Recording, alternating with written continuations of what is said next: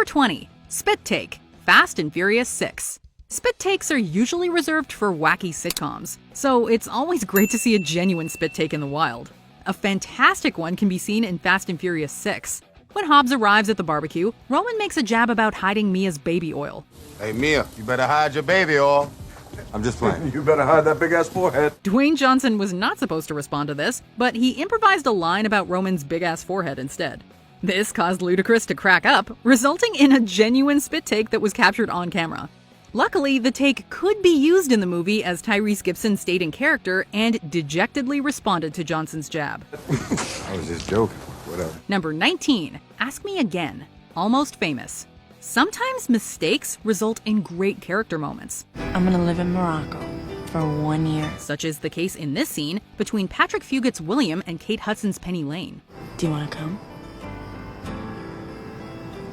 Yes. Penny asks William if he'd like to go to Morocco with her, and he responds in a somewhat awkward manner. He then says, "Ask me again," and this time he responds with a far more enthusiastic yes. Ask me again. Do you wanna come? Yes.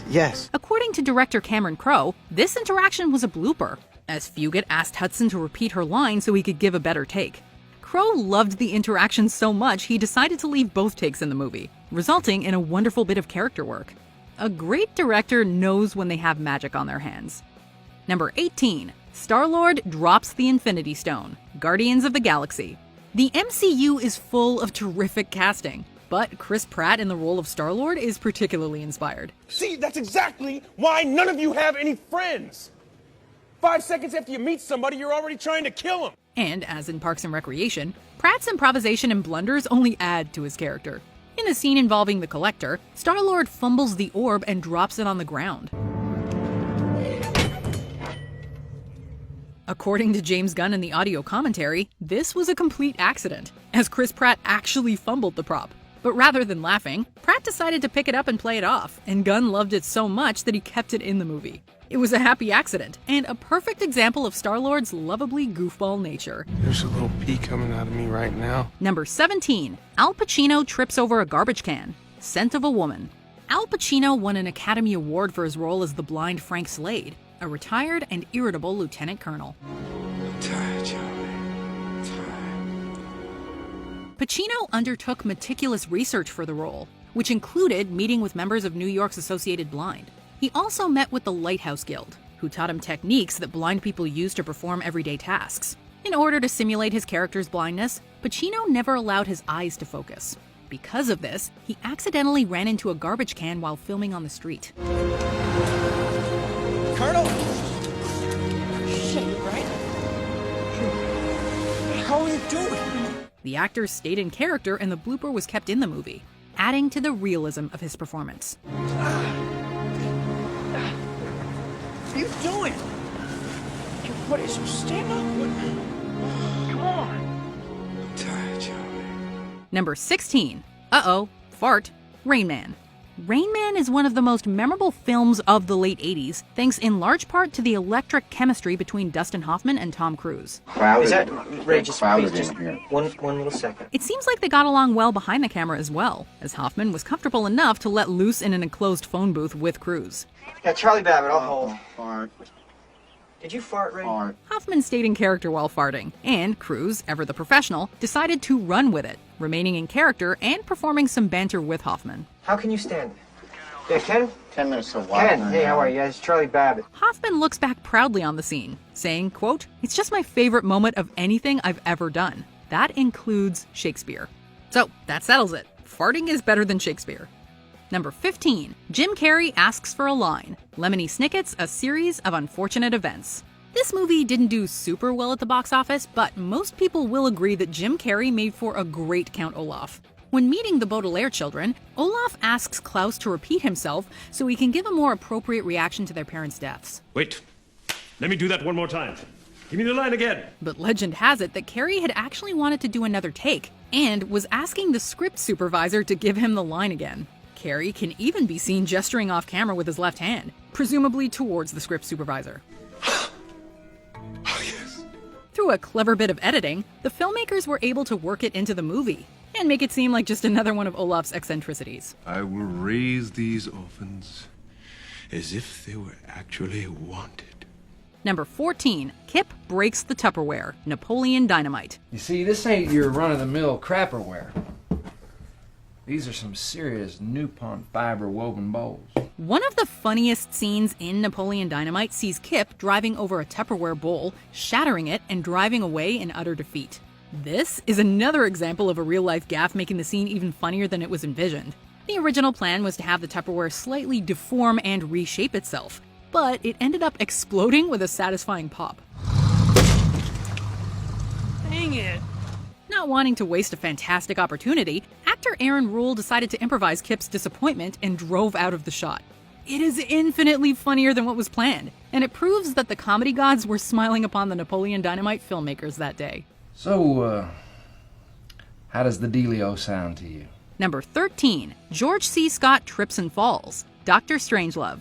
Stanley Kubrick has a legendary filmography, so it's hard to pick his best movie. But today, war is too important to be left to politicians. But if arms were twisted, the answer for many would be Dr. Strangelove. Even if it's not his best, it's certainly his funniest, as this movie is jam-packed with biting satire and old-fashioned slapstick from start to finish. Hey, what about Major Kong?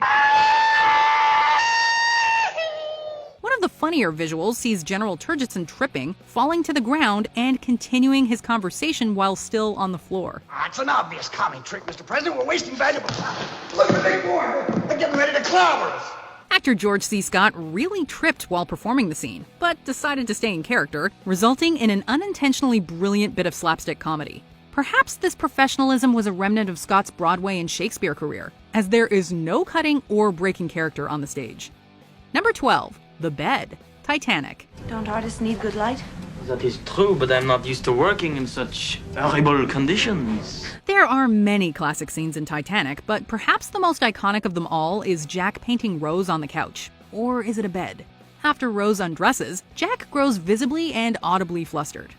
So much so he flubs his instructions, telling Rose to lie on the bed before quickly correcting himself. Over on the bed, the couch. This was a real mistake from Leonardo DiCaprio, but director James Cameron loved the take so much he decided to keep it in. It was a great creative decision, as it wonderfully depicts Jack's intense feelings. Plus, it makes the scene that much more realistic and meaningful, and yes, steamy. Number 11, I didn't know you could read, Harry Potter and the Chamber of Secrets. In order to access the Slytherin common room and suss out information from Malfoy, Harry and Ron decide to drink Polyjuice Potion and disguise themselves as Crabbe and Goyle.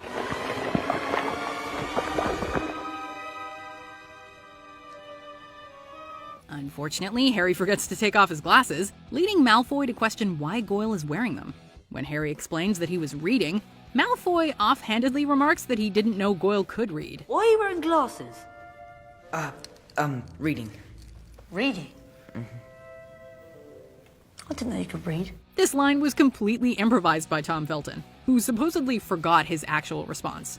Jason Isaacs, who plays Felton's fictional father Lucius, claims that improvisation was welcomed on set, and that it often led to many great interactions. They're an embarrassment to the wizarding world. All of them. Number 10, Dallas and Sherry, The Outsiders. The Outsiders is a pretty heavy story, but it is punctuated with moments of levity. This is one of those moments. While putting the moves on Sherry, Dallas accidentally falls out of his chair and is laughed at by both Ponyboy and Sherry. Are you real?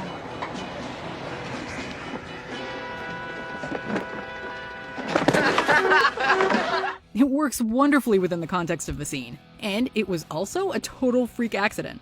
Matt Dillon actually fell out of his chair, and the laughs from C. Thomas Howell and Diane Lane were genuine. In fact, you can totally see Howell glance off camera towards the crew, presumably expecting the director to cut. Luckily, they decided to keep rolling, and Lane can be seen trying to contain her laughter as Dillon continues as planned. How can I find out if this is your real red hair? Number 9, Tablecloth Trick, How the Grinch Stole Christmas. If you're looking to impress people at a party, you can never go wrong with this classic. That is, unless you do it wrong. Now about those who's inviting me down now on such short notice. Ripping a tablecloth off of a table without disrupting any of the place settings is an art form. People work very hard at mastering this trick. But what would I wear? And here's Jim Carrey doing it flawlessly without even meaning to. The script reportedly called for the Grinch to simply yank the cloth off the table, but Carrie accidentally performed a flawless tablecloth trick in the process. Rather than just leaving it at that, Carrie ran back and cleared the table the old-fashioned way. This is one of those unscripted moments that proved infinitely more entertaining than what the screenwriters called for. Number 8. Male models. Zoolander. It seems like Tom Felton took a page out of Ben Stiller's book. Whenever you forget your line, just make up something funny. When Derek Zoolander asks David Duchovny's J.P. Pruitt why male models are being used as assassins, Pruitt embarks on a long and detailed explanation. So why male models? It seems like Zoolander is understanding perfectly. That is, until Pruitt finishes his explanation and Zoolander asks the exact same question. But why male models? Stiller had actually forgotten his next line and decided to just ask the question again. Duchovny rolled with Stiller's ad-lib and improvised his own response to Zoolander's dim-witted question. You serious? I just told you that a moment ago. Right. Number 7. Bart's Laugh. Blazing Saddles. When you put Cleavon Little and Gene Wilder on the screen together, you get pure movie magic. You looking for this? Blazing Saddles is widely regarded as one of the funniest movies ever made, even though it is unapologetically vulgar and provocative. You gotta remember that these are just simple farmers. One of the funnier scenes involves Wilder's character, the Waco Kid, talking about morons. It's very obvious that Little is desperately trying to contain a smile throughout the entire scene, but Wilder's morons line proves too much, and he breaks character with a genuine laugh. The common clay of the New West. You know. Morons. It's weirdly warming to see such a genuine reaction from an actor. Comedy directors should leave character breaks like this one in the film more often. Number 6. Bonk! Willy Wonka and the Chocolate Factory. Speaking of Gene Wilder, he intentionally messed with Paris Themin while filming the pure imagination sequence of Willy Wonka. The children had been instructed not to pass Gene Wilder on the steps. And so, Mike TV's look of regret and hesitation is very real. But the movie's best mistake doesn't come from Wilder, but rather Aubrey Woods, who plays Bill the Candyman. Separate the sorrow and collect up all the cream. The Candyman. Willy Wonka can. During the Candyman song, Woods absolutely pegs a little girl in the chin while raising the counter. The young actress visibly recoils from the brutal uppercut she's just received, but she carries on and continues the scene as rehearsed. What a pro. Number 5. Farting. The Usual Suspects. Farting plus a long day of shooting equals unstoppable giggles. All right, you all know the drill. When your number is called, step forward and repeat the phrase you've been given. The famous lineup sequence from The Usual Suspects was supposed to be serious and dramatic. But Benicio del Toro kept farting and cracking everyone up. According to Kevin Pollak on the special edition DVD, Del Toro had been farting for 12 straight takes, and the actors were getting giddy. Number 3, step forward.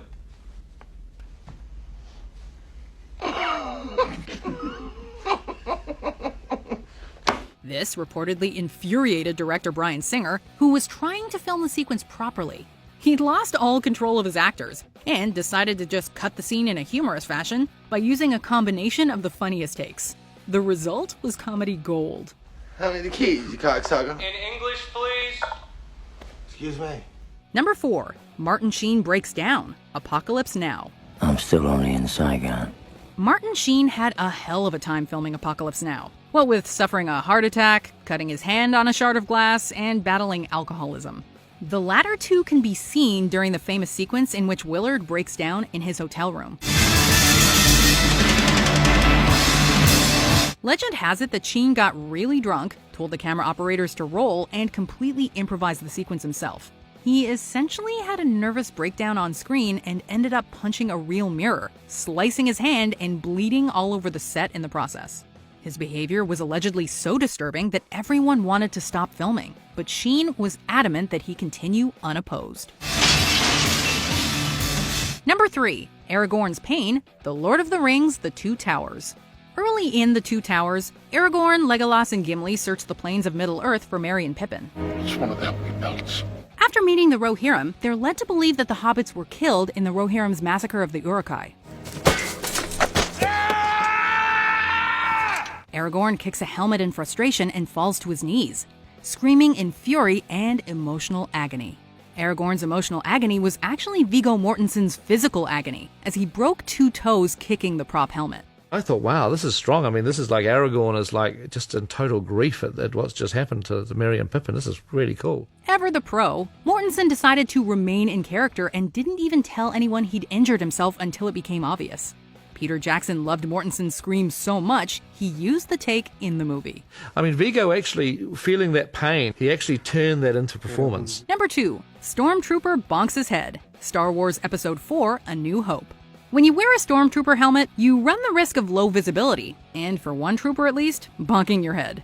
The identity of the Stormtrooper remains disputed, although it is believed to be either Laurie Good or Michael Leader.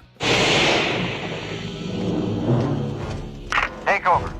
CD. Either way, the blooper has become a famous piece of movie history. And while it was initially overlooked, George Lucas has since acknowledged the gaffe in many ways. In Attack of the Clones, Jango Fett bumps his head on a clearance door in homage to the Stormtrooper. And in the 2004 re-release, the bonking was given an audible sound effect.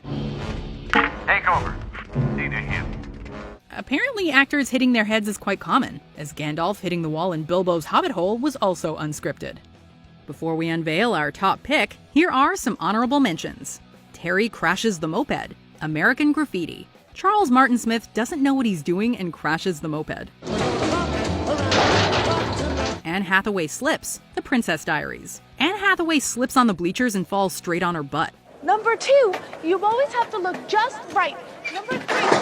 PC Load Letter, Office Space. David Herman breaks the printer and looks around in genuine concern. Number 1, Leonardo DiCaprio cuts his hand. Django Unchained. If there's one on-screen mistake more famous than the Stormtrooper bonking his head, it's Leonardo DiCaprio's accident in Django Unchained. While filming the dinner table confrontation, DiCaprio accidentally slammed his hand into stemmed glassware and sliced it open. Hey! Don't lay your palms flat on that tabletop! If you lift those palms off that turtle shell tabletop, Mr. Pooch is gonna let loose with both barrels that sawed off.